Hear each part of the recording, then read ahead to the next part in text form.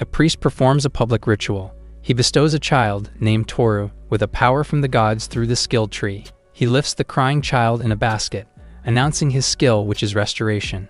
Toru, already grown up, catches a crawling slime in the goblin's forest entrance. He slashes its slimy form with his knife. He then impales the slime's core, containing a dark fluid. Toru pulls out his knife as the fluid splatters. However, his knife corrodes due to its acidic property. Unbothered by the situation, he simply casts his restoration skill. His knife is immediately restored like brand new. Toru uses a vial to catch his 12th fluid as it drips from the slime. He senses a presence nearby. Suddenly, a beast blows up beside him. He notices a group of adventurers using magic. He jumps to dodge the slashing beam, heading towards his way. He looks at the slashed tree. While holding the creature's debris, the adventurer notes that he only intended to stun it. He blames Toru for messing up his magic. His party notes that Toru frequents the location to hunt slimes. Annoyed, the leader rudely calls him names. He points out Toru's unscathed weapon and armor, concluding that he only aims for weak monsters. They leave Toru alone to go deep in the forest to hunt real monsters. He ignores them while he closes the slime liquid container. 39 years ago, Toru was given a skill to restore anything, an ability enough to bring his corroded knife back to its previous state. Toru can only use his skill on monster-related items, making it useless for combat. With this, he can't move past the forest's entrance. Toru is back to the border town Daten from hunting. The gatekeeper, calling him an old man, teases his hunting, but the other guard calls him out. He nonchalantly shows his lowest G-rank badge to the annoyed gatekeeper. He suggests that he retires and be like him instead. Toru calmly passes the gate. The gatekeeper just sighs in pity. Toru goes to the subjugation assessment counter. He presents the vials of mud to Marika, the receptionist, but she is confused while holding the vials. She reminds him he is at the subjugation assessment counter. The adventurers he saw earlier arrive, confirming that mud collection is also a form of subjugation. However, they try to bully Toru by taking his spoils. The adventurer tries to grab his vial of mud. However, Toru abruptly knocks his face. Enraged, the leader attacks him, but he smoothly dodges his punch, causing him to crash into the counter. The fluid splashes into Marika, startling her. She calls the guards. Ina, her boss, calls her out. Then she thanks Toru for the vials. Ina reminds Marika to be careful around dead slime's fluid, even if harmless. The latter tries to reason out. Ina asks her to clean up while she takes over. Suddenly, Toru grabs the spilled vial. He uses his restoration skill to bring everything as they were. The vial pops closed, while Marika is startled. Marika gives him 90 copper coins for his completed subjugation quest. He grabs a sack containing his reward and leaves for the butcher shop. He hands the dead mole to the butcher. She commends the clean kill he executed. This helps her peel its skin off easily. As usual, Toru sells half of the meat to her while he keeps the rest. The butcher hands him the wrapped meat. She whispers that it is the usual bonus and reminds to keep it a secret from the boss. Her boss tells him to get back to work. Toru walks in the night streets. He stops in an alley and unwraps the bonus from the butcher on the ground. They are innards for the stray cats. He pets them as they eat. He notices something. Flashing eyes hide in the dark. He notes that the third cat still will not come out. He decides to leave since the other cat does not eat when he is around. He then walks away. He arrives at Ural's boarding house. Toru gives her the horned mole's meat. Ural, who is an elf and a landlord, expresses her gratitude for him. Exhausted, he collapses into his bed. He recounts his monotonous life. When in bed, he turns to the closet. Then he checks his skill points, using his badge. He is suddenly roused, after learning he has gathered enough points from the subjugation. He looks again at the closet and slowly opens it. Inside is Sora, his childhood friend, in a state of suspended animation. Sadness envelops him, recounting the events 25 years ago. Monsters from the Great Abyss invaded his village. They mercilessly ate the townspeople. Toru, Sora, and the priest rapidly escaped to the hidden passage. Suddenly, a flying beast came after them. With a deft maneuver, Toru managed to defeat it. He was relieved when he caught his breath. While celebrating early, a giant mantis crept from behind. Fearfully, Sora warned him. Instinctively, she used her body to shield Toru from the mantis' surprise attack. He was startled, while she was covered in blood. The priest expresses his anger. He stepped in between Sora and the mantis as he casted stagnation. He explained that he put them in suspended animation. Toru shivered in shock. He noted she was not dead yet. He carried her as they continued to escape. In the temple, Sora was in bed to treat her. Concerned, The healer could not cure her with the water god's power while in stagnation, but if they released the spell, she would die instantly. Toru expressed his frustration. His grandpa, the priest, suggested a solution. He was eager to know. He revealed it was his restoration skill. Frustrated, he protested he could only go back for 10 seconds. Not to mention, it could not work on living things. But his grandpa explained it was possible. He only needed to raise his skills level. Toru was dumbfounded, revealing he could unleash Time God's true power at level 10. Same with his stagnation skill. Toru felt a sudden burst of hope, but his grandpa warned him of a challenging path ahead.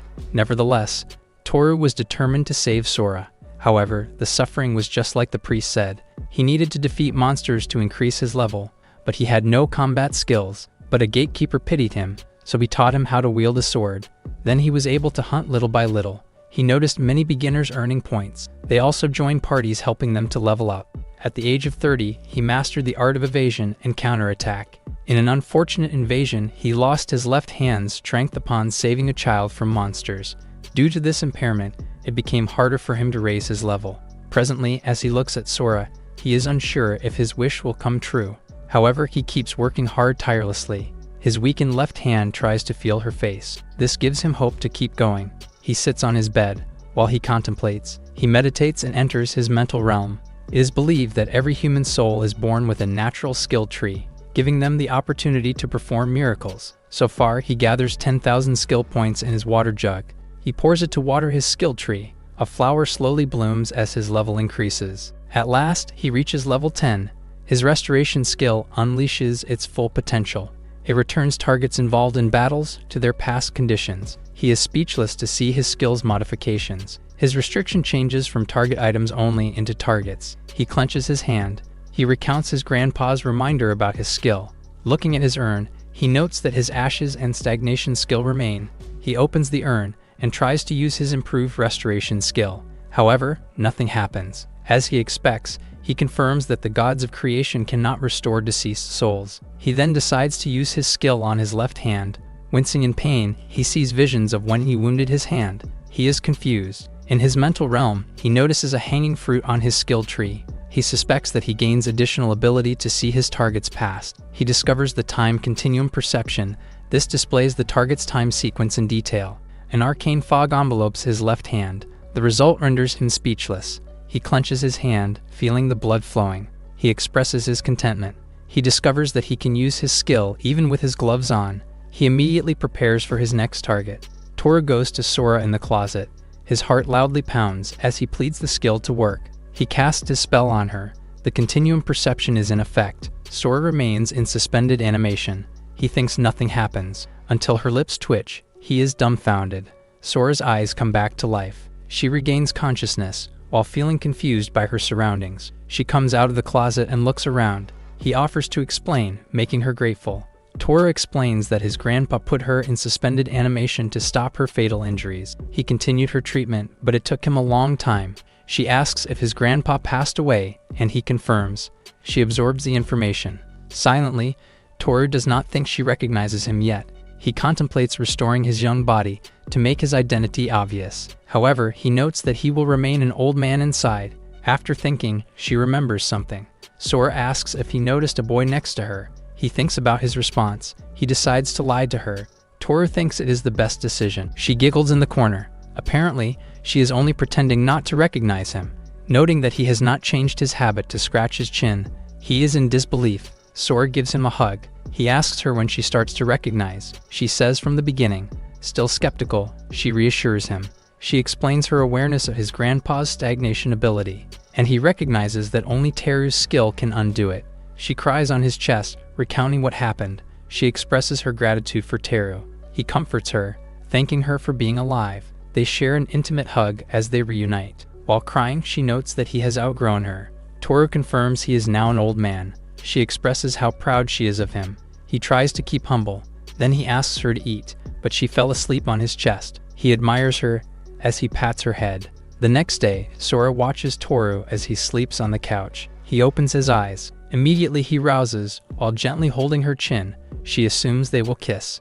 However, he is only checking in on her. Feeling disappointed, she turns back, informing him that breakfast is ready. He notes that she didn't wait for him to introduce her. Ignoring him, she leaves the room to tell the landlady he is awake. Sora is excited to eat her first meal after 25 years. Ural is amused by her. He apologizes to her for bringing someone from his hometown unannounced. She doesn't mind, as they give each other favors sometimes. Also, as a former adventurer, she is happy to support a new one. Toru echoes her as he looks at Sora. She asks if she can be an adventurer. He dissuades her, telling it is a difficult job. She positively responds, wanting Toru's help. She finds the food delicious. Ural is pleased, noting it is a mole's meat. Silently, he recounts his goal, to keep Sora away from the past trauma. But he thinks twice, noting he is just getting old. While everything is new to her, after pondering, he tells her that they will register her to be an adventurer later. Sora is excited. He asks if they need anything to prepare. He also consults the landlady. Toru asks Ural if she can lend Sora her armor temporarily until he gets a new one. She warns he has not used it in a long time. He says not to worry. She asks if it is really okay, noting the robe's yellowish color. Also, the breastplate is already rusty and has mold in it. Sora expresses her excitement, while Toru places his hand on the armor. He uses his restoration skill. The continuum perception takes effect. Instantly, her armor turns as good as new. At first, Ural is rendered speechless. She asks him about it. He explains it is his skill and apologizes for surprising her. Sora wears the restored armor and happily twirls. He seems to like his view. Ural thinks it fits her perfectly. They bid farewell to Ural as they head off. Toru and Sora walk in a crowded street. She drools as she sees so many foods, thinking it is a festival. He asks her to calm down, noting that this is an everyday scene as many people live in the old border town. She clarifies. To elaborate, there is a great chasm at the center of the world, called the Great Abyss. The overflowing miasma covers the land and creates many monsters, while the polluted area is called the Cursed Land, which is no longer habitable. That said, a base is created between the Cursed Land and Humans area to reclaim the lost land. Basically, that is how Borderland is created. Toru notes that there used to be troops stationed in the area. He explains that the more soldiers fight in a battle, the skill points become smaller when defeating monsters. Sora understands, noting the reason for a few elite adventurers. While they walk, Toru points out the adventurer's office. He tells her to enter alone. She asks why. He explains it is to avoid drawing suspicion. He reassures he will observe from afar. She feels silent at first. Like a child, she pretends her stomach hurts. She finds a reason for him to accompany her inside. He looks at him confused. They start to draw attention from passersby. He sighs and agrees to go with her, but he decides to make himself younger for once, about 25 years old. She dissuades him from changing his appearance. He explains that most people do not think highly of him, and this will cause her trouble. While sitting, she asks him if he did something wrong. He explains that it is shameful for an old man like him to remain at the bottom ranks. She passionately protests, telling she is proud of him. She reveals that she asked his landlady about being an adventurer. She encourages him, noting that it is no joke to be an adventurer for 25 years. If it is up to her, she will probably give up already. He clarifies even with his current age. She confirms, calling him a cool old man. He feels validated. She grabs his hand as they both enter the office. They read different requests on the board, such as wanted wizards of different ranks. Sora gets curious, while Toru explains that adventurers write down requests or party invitations on the contact board. She finds it interesting, asking if he tried it before. He confirms he never needed to use the contact board. The delinquent adventurers grin at him as they hang out at the table. Toru and Sora proceed to the counter. Anna greets him, noting he is back so soon.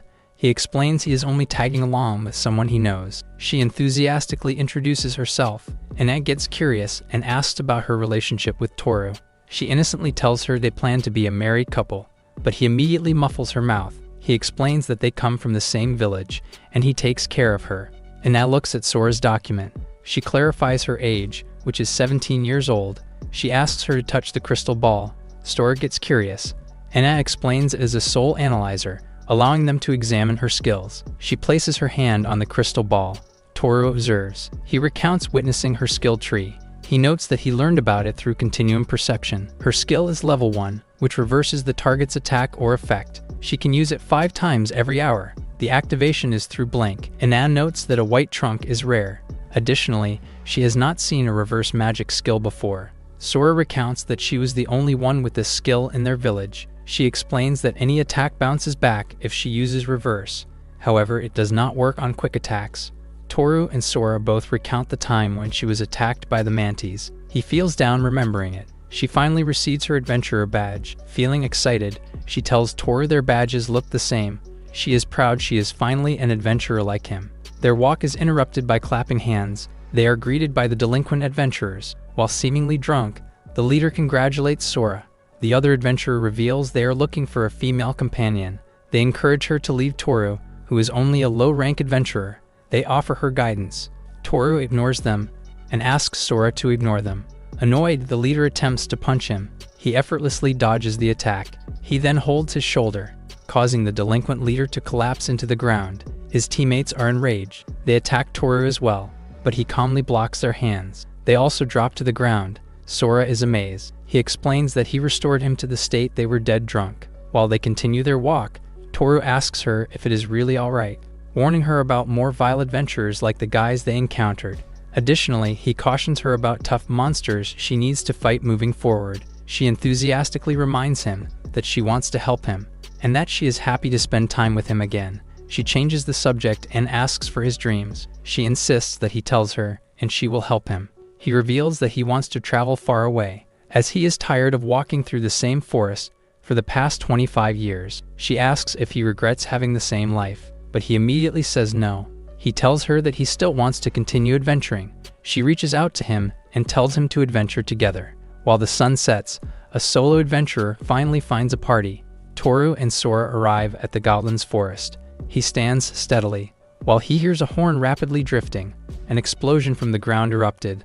A horned mole attacks from the earth. Sora feels extremely worried. He quickly dodges the beast's pointy horn. The horned mole launches in the air, while he strikes its neck with his sword.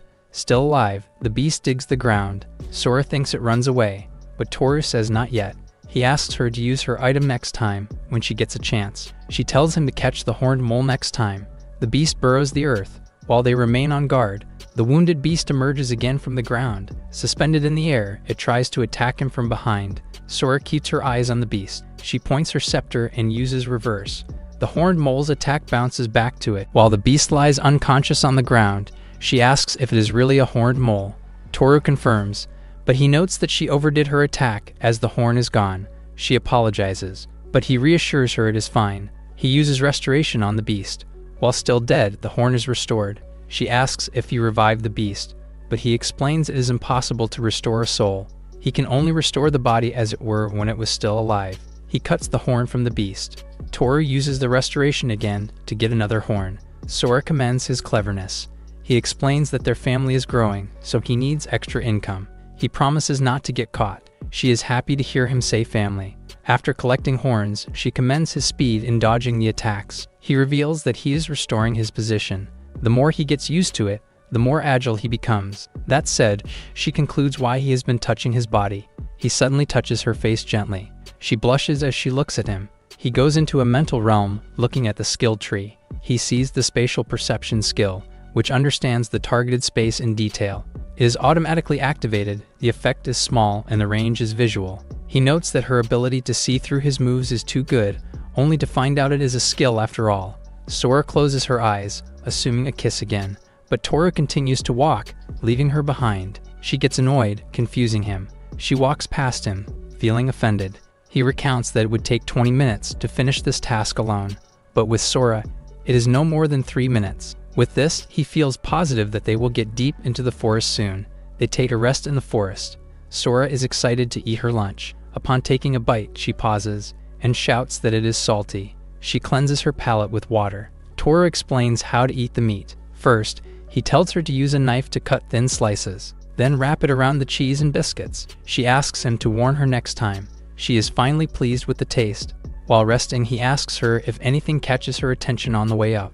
She notes the seamless path they took. She observes that the vines are trimmed, and the undergrowth is healthy, after being exposed to sunlight. He commends her for paying attention. He explains that outside the city, the Goblin's Forest was built as a logging area. Over time, adventurers like him created a safe path. They also cast out dangerous beasts. Presently, it has a logging road that leads to the center of the forest. Also, 3 logging sites that are known for its quality timber. She asks if adventurers are forest cleaners. While Toru thinks exterminator is a more appropriate term, He asks how many skill points are in her water jug presently. Since she defeated 3 monsters, she says 3 points. He corrects that she only gained 1 point. Since they defeated the bird and the mole together, no points were gained. She is surprised. He explains that skill points are divided by the number of battle participants and rounded down. That is why she only gained 1 point for the slime, which she defeated alone before lunch. He tells her it can be difficult. Silently, she looks at her food. She is touched to realize that Toru spent 25 years adventuring for her.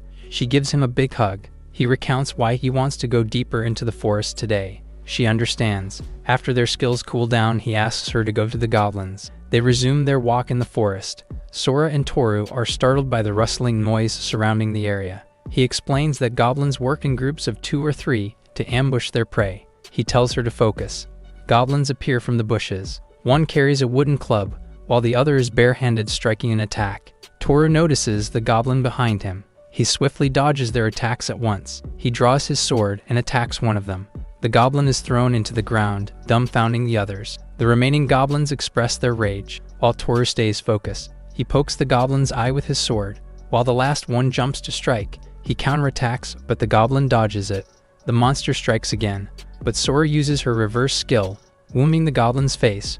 She sighs with relief, making it in time. She mocks their appearance. Toru hands her a knife. He asks her to cut the goblin's right ear, as proof of subjugation. Sora slashes, as she is told. Next is the neck, below the jaw.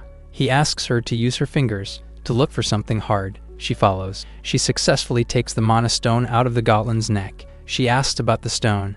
He explains it is useless on its own, not unless they combine it with other items using a mana stone tool. Further, he reveals that mana stone trade is one of the main pillars of the border town. He then encourages her to hunt as many goblins as possible before the sunset.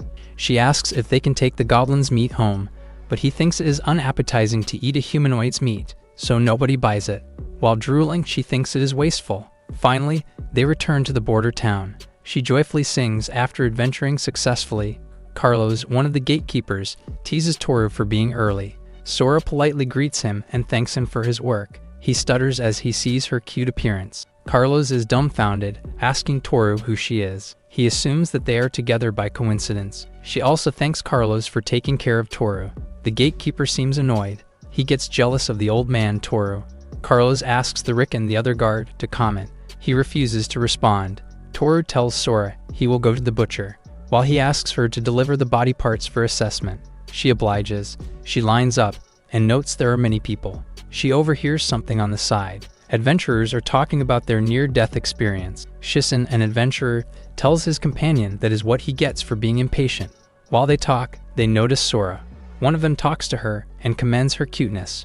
She politely greets them and apologizes for eavesdropping. Hank, another adventurer, tells her it is okay, as his friend is loud anyway. She notices their difficulties in their quest. The loud adventurer explains that they are professionals, even though they don't seem like it. Sora introduces herself as a newbie. He seems pleased and invites her to join their party. He offers her help to slay goblins. His companion interrupts him, asking why he is suddenly inviting her. Toru arrives and asks Sora if she is done yet. She happily greets him. The loud adventurer is shocked. Toru apologizes and tells them he is with her. The other adventurers are dumbfounded. They finally arrive at the counter. Anna apologizes for keeping Sora waiting and asks about her experience. She tells the receptionist that she enjoyed her first adventure. She presents the body parts they gathered. The other adventurers can't believe their eyes. Anna gives them their rewards as she runs down the items one by one for their subjugation quest. Toru grabs the sack of rewards and tells her to return home. Sora thanks the adventurers for inviting her to their party. She asks them for the secret to slaying the goblins next time they meet. Anna asks for the next adventurers in line. Looking like they are humbled, they present one goblin ear each to the receptionist. Toru and Sora happily leave the adventurer's office. Toru gives Sora a large copper coin as her share. She humbly refuses, telling him she already has enough items. He insists that she accepts the reward. Anyway, it is money he can't earn without her help. He also considers her needs to buy personal items. She seriously asks him if it is Toru's marriage funds, but he quickly says no. She excitedly asks him if they can check out the stalls. Surrounded by various food stalls, she asks him what he wants to eat. He suggests the bite-sized sharp beaks meat, noting that the sauce is really good. She runs to try the food, While holding her food, he clarifies if she is really eating 3 of them. She says no, and offers one to him. He feels awkward. She feeds Toru, expressing his shyness. She looks happy while gazing at him. She enjoys eating different foods from the stalls. Sora thoughtfully suggests they buy something for Ural, the landlady, as well. He agrees with her. While she eats, she hears a voice reminding her to slow down. It is Ural who arrives to meet them. Toru explains that he wants the landlady to take Sora elsewhere. Sora then realizes why they rounded up the hunt early. Ural takes them to the public bath. Sora notes that she has never been into one before. Toru thinks she needs a good bath after her first subjugation quest. Since he can't go inside, he asks the landlady to accompany her instead, but Sora doesn't care if they go in together. Toru gives him a strict look. Ural and Sora enter the public bath. As they enter, other women are also enjoying themselves inside. They undress and proceed to take a bath. Sora feels good in the hot spring with Ural. In the male public bathroom, Toru relaxes. He hears the commotion from the next room. Ural tells Sora she can't swim in the bathtub. He just smiles while he rests. After bathing, Toru waits outside the bathhouse. Sora thanks him for waiting. Feeling relaxed, she notes that her first public bath experience is amazing. She even notes her hair and skin becoming smooth. Toru agrees, complimenting her unrecognizable beauty. Ural interrupts him. She tells him that Sora seems to only own one piece of undergarment. They immediately go to a fabric shop. They are welcomed by the store owner. She recognizes Ural. The landlady asks for undergarments for Toru and Sora. She suggests 2 linen and 1 cotton fabric, since the weather is getting hot. Toru lets her decide. The store owner says she has good fabric based on their preference. Sora asks if she can look around while she gets measured. Ural asks how long they need to wait. The store owner measures Toru next. She says after 3 days for Sora, while 1 day for him. Sora looks around the store until something catches her attention. She looks closely at the fabric. Toru thinks she is having a stomach ache. She turns to him and asks which fabric is better. He points to the sky fabric, noting that it is her color. She agrees. She calls the store owner to buy said fabric with her own money. She says she can't get enough fabric with only 94 copper coins. Sora is surprised. Toru offers extra coins. He tells her not to worry, since he can earn more money with her next time. She thanks Toru and tells him she loves him. Ural is happy to observe them. Sora uses the fabric and wears it like a headband. Ural tells Toru she is glad to see Sora feeling better. He reveals she is always like that and asks her if she is bothering her. The landlady says no and tells him it is just like his story. Feeling proud, he asks her if she feels Sora's brightness like no other. Although Ural hopes she takes it easy, he agrees while they observe Sora running happily. During an adventure, Toru tells Sora to watch out for an attack. She uses her reverse skill on 2 goblins, taking them down at once. They both fight goblins together like a good team. He slashes the last one, while she catches her breath. Since their first day of adventuring together, their subjugations keep increasing, while they keep goblins as their main targets. She asks him to use his restoration skill to handle the task. While adventuring, Sora sees a bitter grass that Toru mentioned before. He explains that it is the main ingredient for the blood-stopping ointment. He suggests selling it for a good price since it doesn't grow in the city. He tells her just cut off the top of the stem so that it can quickly grow in 3 days. She gets an idea to get as many as possible. They just need to remember their location, but he explains that it only grows during the summer season. They arrive back to the border town. Carlos, the gatekeeper, rudely greets Toru as they walk past them. Rickon just gazes at them nonchalantly. Sora tells him they had a good haul today. He agrees, noting good enough to catch attention. An adventurer in fancy armor looks at them sternly. His name is Russell, wearing a silver plate B rank. He clarifies Toru's identity, while Rickon nods to confirm. Surprisingly, Carlos can't believe his senior's action.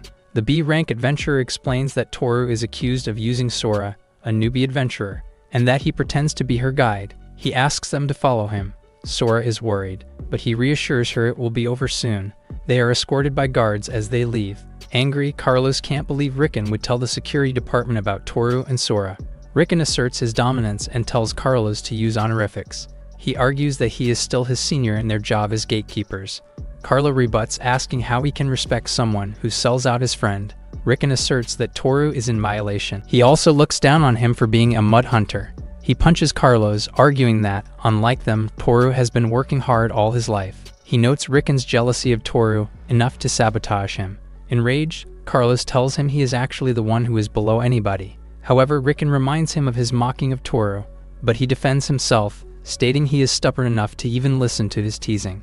Riken gets curious why he cares about Toru. He simply dodges his question as he recounts their days of adventuring together. Immersed in his thoughts, when Carlos was only a newbie adventurer, he reveals that Toru took care of him. He is dumbfounded why the security department would pull out a B rank for a guidance matter. Toru and Sora are still escorted by the guards and Russell. They arrive at a pavilion. Sora is surprised. Toru explains that it is pseudo-miasma formation, operated by monostone tools. Additionally, traditional martial arts and magic can't be activated unless your opponents are monsters.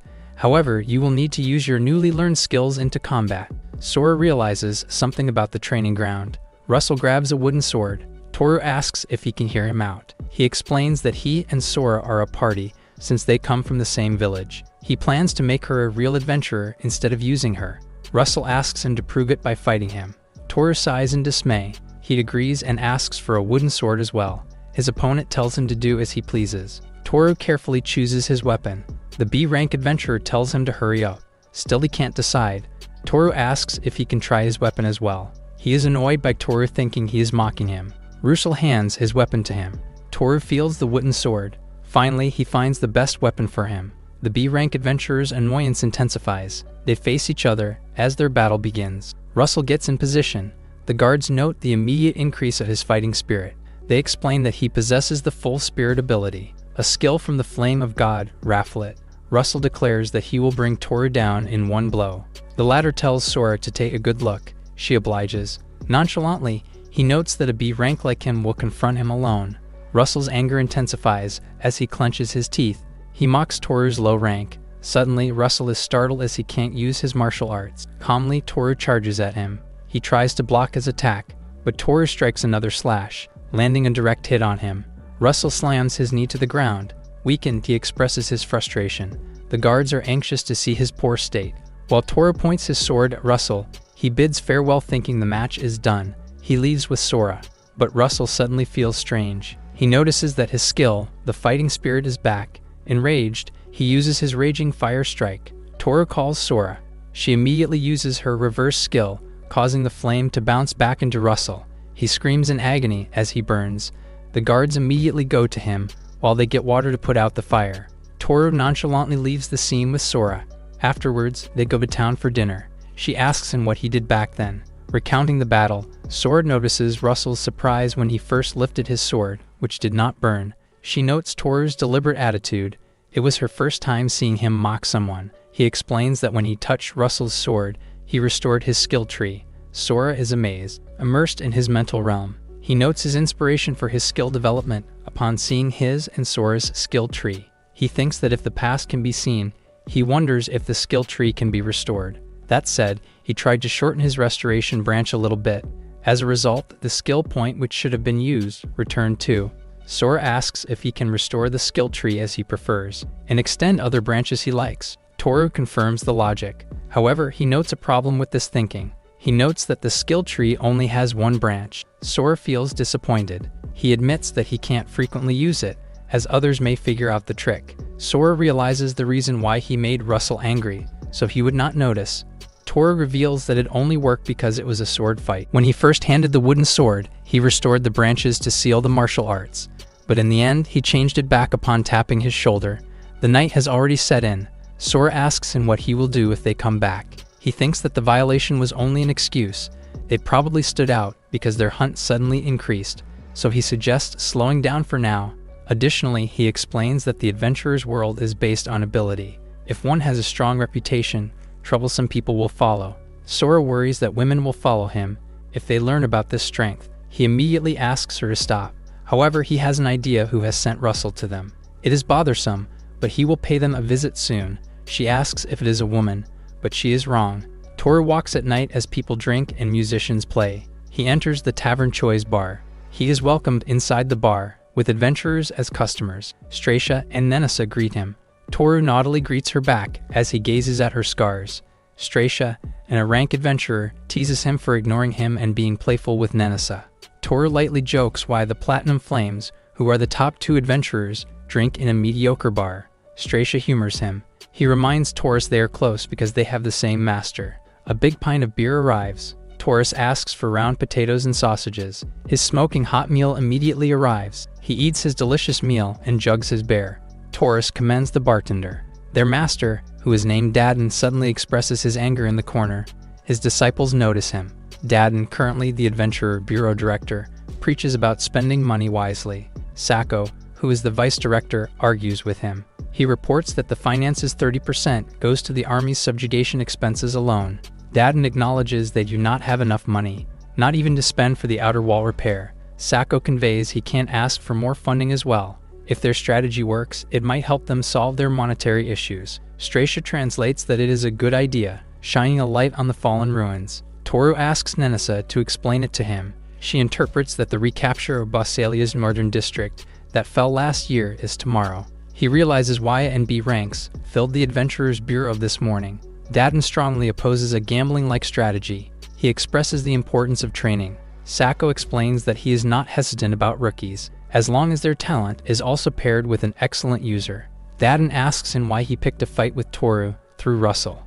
Noting he did not properly choose the means, he encourages Toru to speak up, which is the reason why he is here. Sako points out Sora and her reversal skill.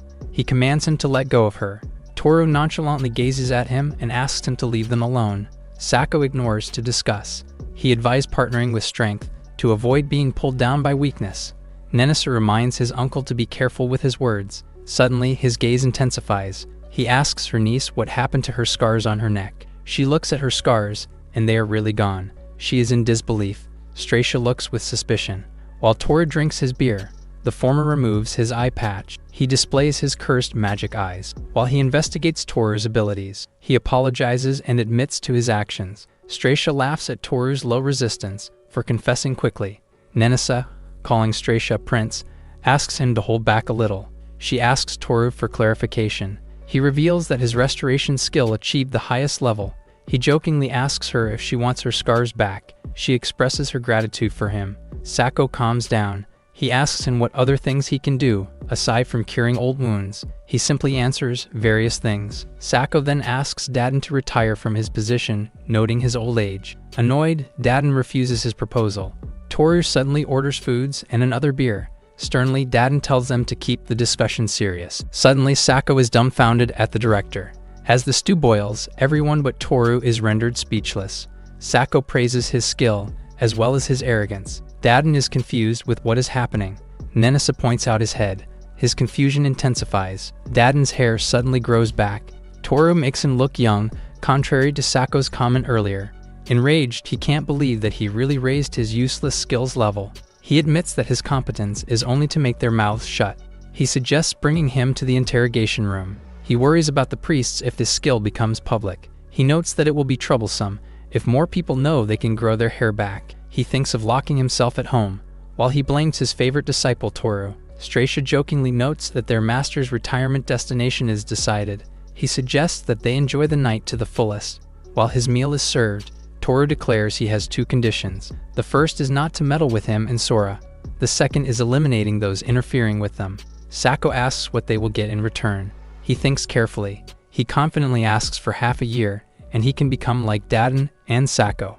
Stracia and Nenisa look so proud of him. Sako notes his big words for a low rank like him, but he thinks that he can achieve his goal faster if he hands Sora over to him. However, Toru disagrees. Even if he is good at moving people, he lacks talent in nurturing them. His exceptional talent results in his high standards. In fact, there are no more ranks, apart from the Platinum Flame in the past 2 years. Dadin is amused by his favorite disciple. Sako rebuts and mocks the greatly cherished Dadin for causing early retirement. While he eats, Toru informs them he does not want to cause trouble. Instead, he just wants to continue what he is doing. Dadin notes his lack of greed. He suggests that Toru retires as an adventurer and comes to his place. He responds that he is still active, but if he insists, he will follow him. His master understands that he still wants to be an adventurer. He asks how long he plans to do it. Taurus wants to continue until he can. Lastly, he reiterates his declaration to become like Dadin and Sako. He recounts the tale of the two adventurers regaining the earth, who sealed the great miasma hole of the underground labyrinth. Dubbed as the Great Hero, Stracia expresses his approval and respect of Toru's ambition. while Nanasa looks forward to his goal happening. The three disciples share a toast. Dadan expresses his full support, while he promises to take care of the troubles. Sako looks sternly at him. Immersed in his thoughts, he thinks Toru is still hiding something about his abilities, recounting how he defeated Russell. He also believes that it is bad for Dadan to side with him. Sako formally approves Toru's conditions. He will also order his subordinates to stop meddling with him and Sora, but he wants a progress report from him to some extent. Toru is pleased as he accepts his proposal. Done with his agenda, he drops a copper coin. He bids farewell to them, while Dadan expresses his disapproval of him leaving, but they can't stop him. Toru finally leaves the bar. Sako asks the director if it is okay to let him leave easily. He notes his stubbornness and his difficulty admitting defeat. He disregards what he just said, making Dadan pay attention. Instead, Sako wonders how he will enter his own house with new hair. Two giant caterpillars are tied in ropes. The butcher notes their giant haul today. Toru asks her to sell one whole, while split the remaining in small portions. Sora expresses her hunger. She asks him to return early and grill the caterpillar meat. He asks him not to rush, as there is a place he wants to stop by. He tells her that they will be delighted to see the amount of meat they bring. Sora is confused about their destination. He brings her to the alley where the cats live. Sora feels anxious, but he tells him it is fine. He unwraps the meat. The two cats immediately appear and run towards them. He apologizes for arriving late. Sora realizes now what he meant by they. He shares that he often feeds them. However, it has been a while since the last time. She pets and talks to them while they eat, but he warns her, noting that they hate being touched while eating. But the black cat adores her. Toru is surprised. The other cat turns sweet as well to her. He feels jealous after feeding them for half a year just to get their affection. While she admires the cats, Sora thinks they are delicious. Toru attempts to touch the cat, while Sora notes it will not be delicious if they eat scrawny meat. Suddenly, she feels strange. She senses that they are being spied on, but he is busy talking to the cats until Sora catches something. She holds a stray child, wearing a worn-out shirt. Toru is surprised. She asks if the kid lives around the alley. Still in shock, he asks the kid if he is the third one. Mu, the stray kid, says she is not delicious even if Sora eats him. She makes sure she will not do that. Mu echoes something delicious that she heard earlier. Suddenly, her stomach rumbles. Her eyes are on the meat. She immediately rushes toward the food. Toru quickly grabs her. He asks if he has been eating cat food all along. Mu insists on eating the meat. He asks the kid's parents' whereabouts. He tells him that he can't deal with homeless kids anymore. But Sora grabs his arm. She displays a charming expression. He changes his mind and will ask for the landlady's permission. Sora is pleased. She hopes that they get along with Mu. The kid asks them what their plan is with her. She entices her with delicious food. Mu seems to agree. Sora says it is decided. Then she introduces herself and Toru. Mu calls her big sister. While he can't complete Toru's name, the cats gaze at them. Mu calls him too, telling him she is hungry. But Toru tries to correct him, and he teaches her how to pronounce his name. They arrive at Ural's boarding house. The landlady notices Toru and Sora bring home guests. He apologizes to her. He notes that they become attached to him. Toru asks her if they can take shelter for a while. Ural approves his request, and she offers to warm up the bath for Mu. She follows up the food with him. He tells her they need to clean her first. Sora asks him if they can clean her with restoration skill. Toru tries to look into her, but he can't find any of her records. He thinks he has not encountered any monsters yet. Sora gives her best in cleaning up Mu. She feels ticklish while they give her a bath. She enjoys freshening up. Toru finds it strange as he can't see any fleas on her. Sora realizes that even the cats don't have fleas as well. Silently, Toru feels worried about Mu's scratches on her back. Sora notices Mu's purple eyes. She explains that it is the purple eye tribe's characteristic. They observe her eyes closely. Toru mentions that they have natural night visions. While calling her Munu, Ural arrives with her old clothes, their new guest. Sora corrects her, telling her name is only Mu. But Toru informs her that it is also correct, based on their tribe's custom. He explains that males from their tribe use the same letter continuously in their names, while females use 2 pairs of repeated syllables. Sora concludes that her name could be something like Lelamu or Mumu. Mu dresses up and asks Toru how she looks. He compliments her appearance. She looks happy. Finally, their meal is already prepared. Sora expresses how hungry she is. Mu asks permission if she can eat already. He nods as confirmation. She savors her bite of the meat. He reminds her to chew her food properly, and that no one will steal it. Sarah agrees with Mu. Nothing that thigh meat is the best. She asks Toru to go hunting tomorrow. Just like a parent, he tells her not to eat so hurriedly. He asks her to drink water. She follows him. While they enjoy dinner, Yuro wishes that Toru could encounter these kids earlier. She notices Sora gazing at her with curiosity. She apologizes for observing late, but she asks about the landlady's long ear tips. She reveals that she is from the Ashen Ear tribe. Sora confirms her assumption that she is from another country. Toru explains that Ural is from the north. Their ears became longer to pick up sounds better on the snowscape. She corrects him, saying it is so they will not miss the teachings of the ice god, Strajan. She also adds they are often teased as gray rabbits. She recounts a large country in the middle of the continent long ago. It had a high technological civilization. Also, people lived a peaceful and prosperous life. However, the country was swallowed up by a huge hole in the ground 100 years ago. As a result, various monsters appeared from the Great Abyss, causing the civilization's demise. With this, refugees scattered to what was then the remote frontier regions. Ural asks if Sora has limited knowledge about other countries. She confirms. Toru explains that they grew up in the remote countryside of Central. The landlady offers to share her knowledge with Sora. She gladly accepts her offer. Various civilizations emerged. The people were blessed with the spiritual powers of the six gods. Is jointly governed by six great powers. He notes that they don't normally visit their village. While it is now clear for Sora why some have horns or scales, Ural then asks Toru about his plans. She teases and calls him a father, referring to the situation with Mu. Initially, he plans on feeding her then kicking her out. However, he decides to look after her for a little longer. Her purple eyes remind him of his master Dandan, who took care of him as a child. Ural looks at him with admiration. They continue enjoying dinner. In an armor shop, Ramu, who is the owner, welcomes Toru. He tells him to make an order. He rants about some weapon owners neglecting their equipment, so he commends Toru's diligence for taking care of his equipment.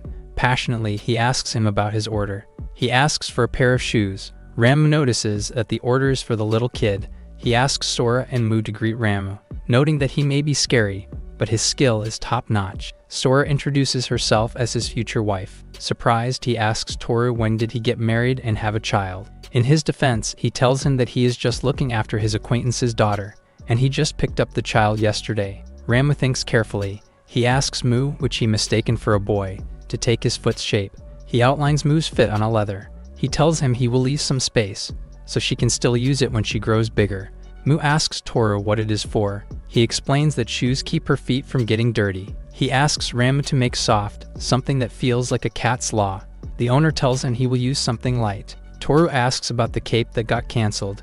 It was made of hippo leather. Ram remembers it as the one he failed to sell. He then asks Toru if he plans to bring Mu with him. Suddenly, the shop owner gestures his thumb to point outside. Mu asks Toru what does the gesture mean. Sora says it means to go outside. Privately, Ramu expresses his frustration with Teru. The shop owner tells him he does not want to waste orders, noting that Mu looks like she will not last long as an adventurer. Toru explains that she is talented, despite being small. Ramu observes the girls through the window. Toru holds a worn-out armor. He asks him not to tell anyone what he is about to show him. Ramu says not to it, until Toru uses its restoration skill, fixing the armor. He observes it and notes that he can't see any damage. Inside the store, Ramu can see gesturing with his hands. Mu notices and asks what it means. Sora says it means he gives up. Toru explains to him that it is his skill. Ramus can't believe it. He pats him in the back, congratulating him, but gets to thinking as his job might get redundant. Toru assures him that he will continue to be an adventurer with the girls. He also informs the show owner that it can also work on humans, so he asks him again if we can take his orders. Ramus is finally convinced, promising him to create a great product for Mu. Toru continues to repair. While mentioning the other subject, he restores the leather of the armor. Ramu sees that even the damages of the hippo leather also disappeared. He is amazed by how detailed the restoration is. Toru explains that his restoration power can replace missing parts. He is amazed and expresses his gratitude for Toru. He also asks Ramu for dragon skin armor in case he can get one, but he thinks it is easy to get. He offers a rare ferret leather instead. Toru reveals the limitations of his skill, recounting the time he cut the horn of the horned mole. He says that only 30% of his target's missing parts can be restored. Case in point, he can't restore the smallest part of the horn. He suspects that it is because the brain can't recognize it as part of a larger whole anymore. Ramu concludes he needs bigger armor, so he can restore as much. but he assures Toru he can manage with his connections. The two finally come into an agreement. Sora and Mu continue to watch through the window. In the Adventure Bureau, a party of adventurers discuss. They find out Toru is actually amazing.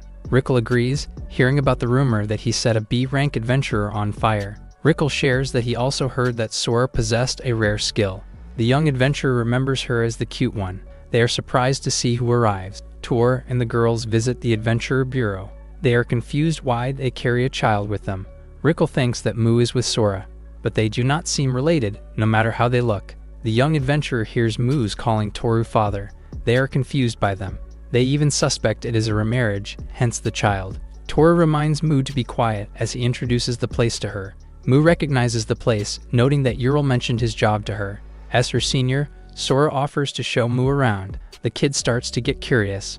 She points at the adventurer board. Sora explains that adventurers write what they want, or something they want to do together. Mu asks if she can write as well on the board. Toru confirms. She tiptoes as she tries to reach the word. He lifts her, providing help. She looks happy.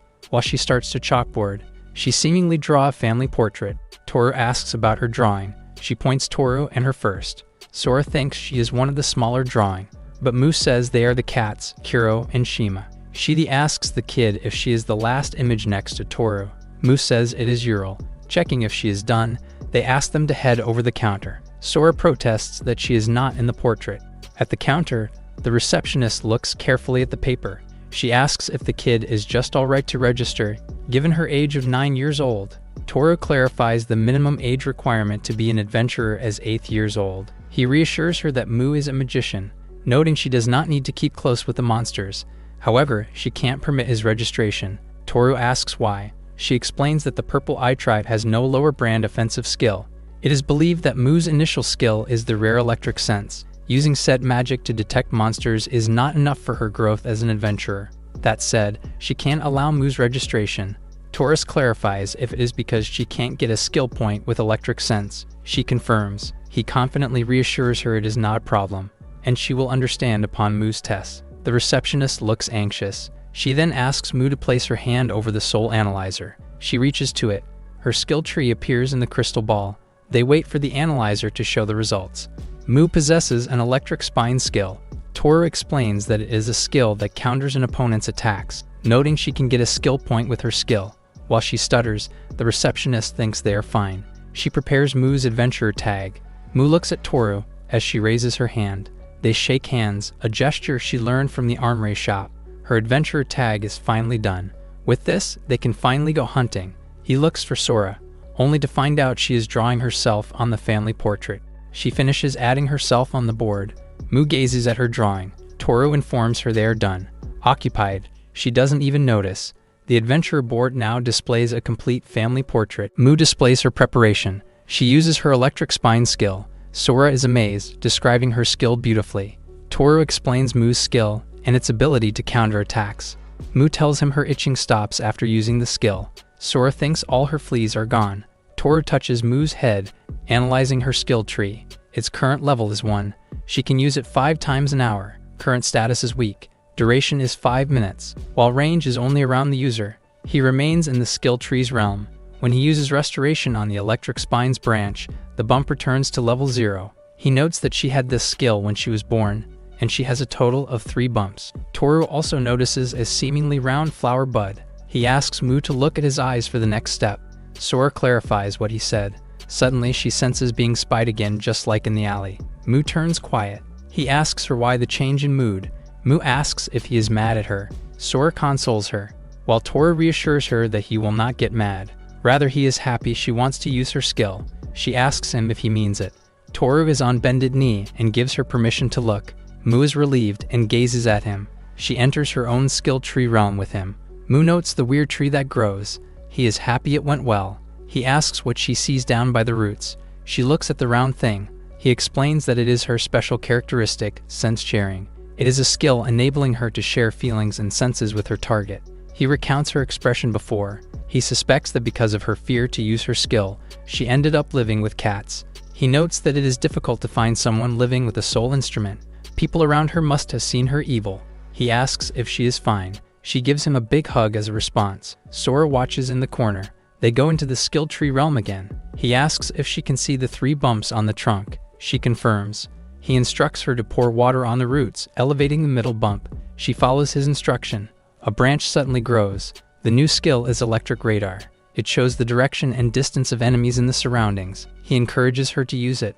She closes her fists, and she concentrates. Mu releases electricity around her. The lightning bolts spread across the area. She senses something in the corner. Toru asks them to have a look. Sora asks what is going on. She is curious how Mu can use 2 skills now. She expresses her confusion with him. She is surprised to learn Mu's 3 skill bumps. Mu locates the area she sensed. They find a slime. Toru carries her to help her hunt the slime. He instructs her to impale the spinning core. She lands a direct hit.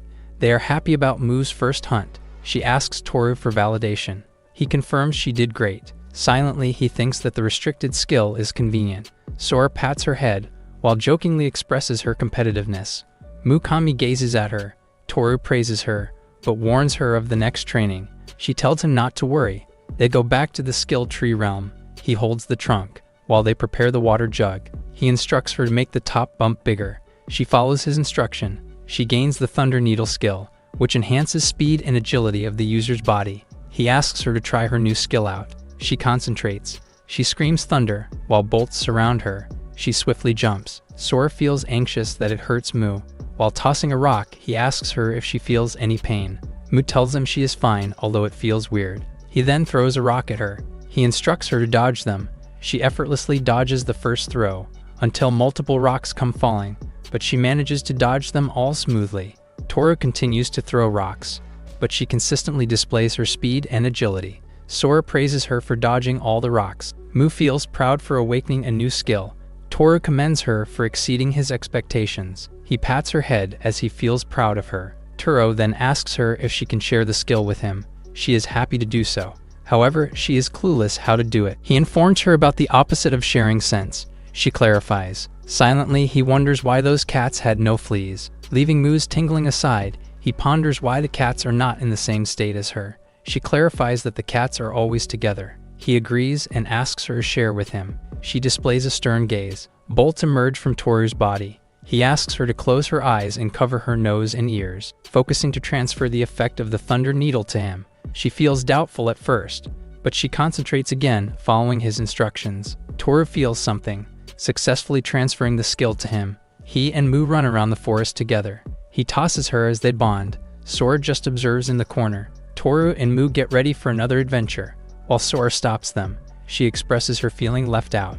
Mu tells her it is still too early for her. She insists it is not. She asks Mu to share the skill with her as well. Mu ignores her. She tells Toru she is hungry. He gives her an apple. It is nighttime already when they return to the Adventurer's Bureau. They present their spoils to the receptionist for assessment. She is impressed by the amount of their hunt. Silently, he notes that electric radar and Thunder Needle skills help them finish their quests faster. Mu sleeps while she piggybacks on Toru. The receptionist gives them their rewards. As the party leaves, the receptionist is surprised. She observes that Toru's party has increased their goblin hunting numbers. Unlike other parties who are not doing well, she gets suspicious with the number of hunts they present, wondering how they can spot so many goblins. While carrying Mu, he notes that hunting all day must be tiring for her. Sora is impressed by her. She notes her ability to switch skills, and learning to use them quickly. She compares it when she uses her skill 3 times, exhausting her. Toru reassures her that they have different situations. Also, their kind of magic plays a role in it. He recounts Mu's electric thorns that repelled the fleas. He thinks she probably increased her power by targeting herself. He cheers her up, highlighting the advantages of her inversion skill. Sora offers to take turns in carrying Mu. She worries he is feeling tired. He thanks her, saying he is fine for now. She expresses he can depend on her. After all, she wants to get closer with Mu. He notes that she does not seem to like Sora. He suspects that he used her sense-sharing skill to someone Sora's age, and the result was unfavorable. That said, he advises to take things easy. She appreciates Toru's guidance. Suddenly, he remembers he has a request. She excitedly listens. He asks if she slept with the cats last night. She confirms, saying they joined her. He suggests doing an exchange, Mu for the 2 cats. She recounts that the cats went to Mu, then his door first. But in the middle of the night, they scratched her door. While unsure, he thinks that is how it was. Sora thinks of an idea. She proposes that Mu and the cats sleep in her room. Then she can sleep in his room. He passes on her proposal, stating that his bed is too small. She protests, saying he can sleep anywhere.